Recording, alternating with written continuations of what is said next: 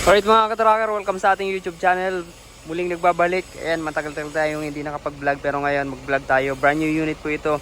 Hino 500 series FC9 6-wheeler, naka-aluminum wing van body. Silipin po natin para magkaroon kayo ng idea. Brand new unit po ito. Ipakita ko lang sa inyo. So ito, ginawa namin ng localized fabricated wing van.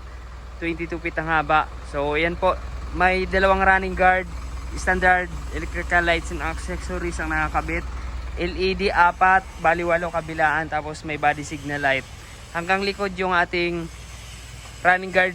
Ayan po. Aluminum po yan na painted. Tapos corrugated naman yung wing. Tapos dito sa likod, ayan yung itsura. Aluminum din yung pinto.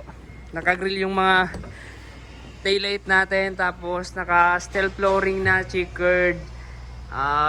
Yung panel natin sa wing and then sa kanyang ceiling, ayan, composite aluminum po yan na ginamit, kaya maganda.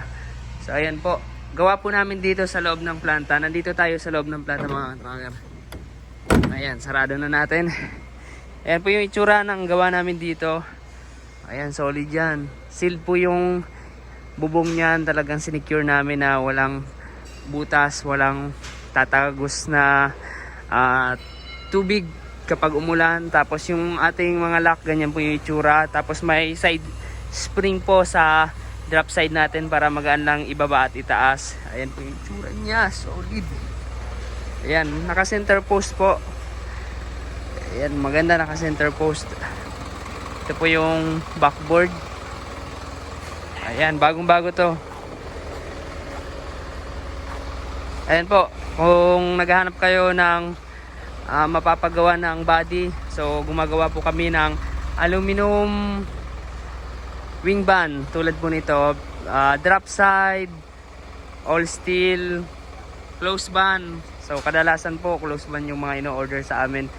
Gumagawa po kami depende sa specs na gusto nyo. Ayan, parang special body, made to order, diba? Para ayan, solid yung ano nyo, yung pagbili nyo.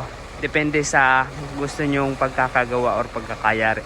So yan mga tracker, dito lang kami sa Mambugdos, Bacoor, Cavite, Calipil Marketing Corporation. So visit lamang kayo dito sa aming yard.